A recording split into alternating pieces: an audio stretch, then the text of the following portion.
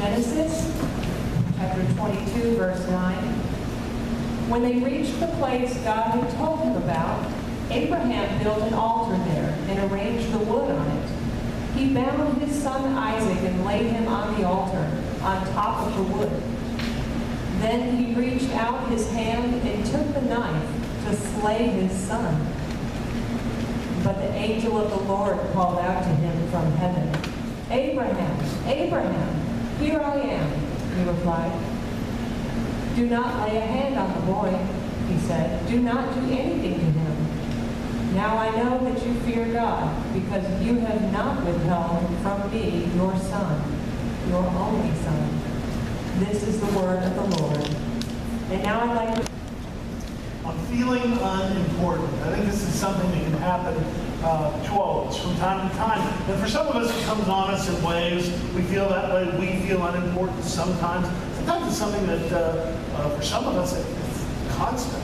Something we feel all the time. It's feeling that we're not, I don't know, what we're doing in life doesn't count the way it should. And maybe we've made some wrong choices in life. And the career we have, and the choices we've made, and what we've decided to do with our lives doesn't matter the way that it should matter. Sometimes it's just a feeling about ourselves that we're occupying a space that, if we weren't here, nobody would notice. Sort of like, George Bailey at the beginning of It's a Wonderful Life. It just doesn't feel like life has amounted to much. And boy, that can be a hard feeling. I think that maybe that's at the root of a lot of people who are feeling, or it's a side effect of one of the people who are feeling depressed and feeling like life just isn't worthwhile. This feeling of being unimportant. And I was trying to think about it. Somebody in the Bible who might have felt this way. And let me tell you, it's not something that you see a whole lot in the Bible, because the Bible deals a lot with people with faith, and people with faith really seem to have a strong belief that life counts, that life is important as long as we're in a relationship with God. But I started looking back and I started thinking about the patriarchs and Isaac especially. Isaac. Now the patriarchs of these fellows in Genesis, there was Abraham, his son was Isaac, his son was Jacob, right? And his son, well, he had lots of sons, right? The one that we really talk about is Joseph. So Abraham, Isaac, Jacob, and Joseph. And I tell you, look at that list, and in comparison, Isaac was a patriarch. That's a big deal. But when you look at his father, and you look at his son, you look at his grandson, his life doesn't seem, it seems like he could be a fellow who would be thinking, gosh, my life doesn't seem that important in comparison to my father, my son. Another danger, right? We get in trouble. We start comparing our lives, ourselves, with others instead of seeing ourselves as unique children of God. But certainly Isaac could have felt this way. You look at his story too, and for instance, the first thing we think about when we think about Isaac is his father about to sacrifice him. And then the angel stops him. And there Isaac is, and his part of the story is sort of be bound up, tied up on top of this wood on this altar. And then you look at the next story about Isaac, and it's about his marriage. And unlike Moses or Abraham or others, Jacob, Isaac, he didn't have anything to do with who he would marry. He didn't have any part in picking her out. It was his parents who arranged his marriage. And then finally we think of the old man Isaac, who's blind, and his son Jacob robs his brother Esau of his birthright. He's able to do it because Isaac is old and blind, and he can't tell the difference. We start to see Isaac, he's like a supporting character in everybody else's story. His fathers, his sons, his wives, he's Abraham's son, he's Rebekah's husband, he's Jacob's father. But we never hear about him, who he is, what he cares about. He's like a supporting character. And hey, don't we feel like that sometimes? That we're just playing a supporting part, maybe in somebody else's life or something else here in this world, and we're just there to be of support to them. And we never hear our story. What do we do about this? How do we respond to it? Well, the first thing we do is we look and we think of Isaac and maybe feeling like he could have been somebody who felt like he was unimportant. Well, here's the first thing we need to say and recognize before we move on to anything else. No one is unimportant. No one is unimportant. Our society may want us to believe this. We may be programmed to think of it, maybe human nature, to be able to look at a group of people or look at a cross-section of society and be able to name who we think is important and who we think is not important. But everyone is important to God. Everyone is important, should be then important to us as followers of God, as followers of God's Son, Jesus Christ. Everyone is important. Jesus said it, right? He said, the sparrow falls from the sky, God notices. God has counted the hairs on your head. He knows how many there are there. The lilies of the field, they toil, nor do they spin, and yet how God clothes the grass. How much better would He clothe you? We are all important. So we need to say that and recognize it before we keep going, because the real problem then isn't that we're not important. It isn't that we made the wrong choices in life. No, the problem is we feel unimportant. We feel unimportant. We have bought into that lie. We believe that we are not important. And so the question then, the problem is, how do we get from feeling that way, this lie, and buying into it, to feeling the truth and knowing the truth? How do we scramble up out of this, this time-to-time feeling that what we're doing and who we are isn't important? Well, here's one thing we can do. We can do something worthwhile. Do something worthwhile. There's lots of things that we can do in this world that make a difference in the lives of other people.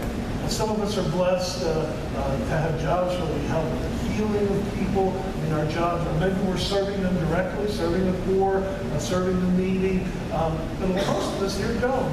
We have other things where we may give and we may think about those who are in need, but we don't experience them face to face. So here's an opportunity for us to do something worthwhile. Because when you're doing that, when you're doing something that's truly worthwhile, when you're spending your days, your hours, your minutes, face to face with somebody who is in need, you're helping with that, you're ministering to that, it is hard to feel unimportant. It is hard to buy into that lie that any of us can be unimportant when we can also be people who serve others. We sit there and we serve, and we do it not so that we're going to feel better. We do it because it brings joy to God. It brings pleasure to God. That's important. That is important. That's why we're here. We worship God because it brings God pleasure. God likes us to be in relationship and to be calling out to Him. And so it brings pleasure to God when we serve others, and that, friends, is important. Now, here's something else that you can try. Feeling unimportant, feeling like life isn't what it should be. Well, not only do something worthwhile, do something that fills your heart. Now, I think you know what these things are. One thing that I experienced just last week, and maybe you did too, something along these lines, 8 days ago, a week from yesterday, last Saturday, it was beautiful. It was a beautiful day. It was actually cool outside in the morning. And the chance to go out there and to spend a few hours out on the back deck and be sitting there drinking coffee and have the family there and we're all talking, that was a beautiful experience. To be able to have beautiful experiences, to be able to enjoy a sunset, to be able to go listen to or look at a beautiful piece of art, or to be able to create something ourselves that's beautiful, some beautiful music, some beautiful art. You know what it is. You know what touches your soul. You know what, you can sit back and if you're really appreciating it, while you're experiencing it, it just feels wonderful. It fills your heart. It fills your heart. That's what we need to be collecting in this world. There was an interview with this novelist, I can't remember her name, but they asked her, what do you collect? What, paintings, coins, glassware, what do you collect? And she said this, let me see if I remember it. She said, I collect foggy mornings, sunsets, old houses, summer afternoons, raining autumn evenings, and silhouettes of chimney pots on rooftops. Well, friends, I want you to think of what you can add to that list. What can you collect that feeds your soul? But when you're doing something like this, when you're doing something that you truly enjoy, whether it's laughing with a group of friends or playing music with them, whatever it might be, if it's feeding your soul, those moments, it is impossible to believe that having been given those moments, that they are unimportant. And that what you're doing in those moments is unimportant. Find ways to feed your soul. Do something worthwhile. Do something that feeds your soul. And what else? One other thing. And maybe the key to it all, maybe the key to being able to do those first two things, and that is having the right attitude.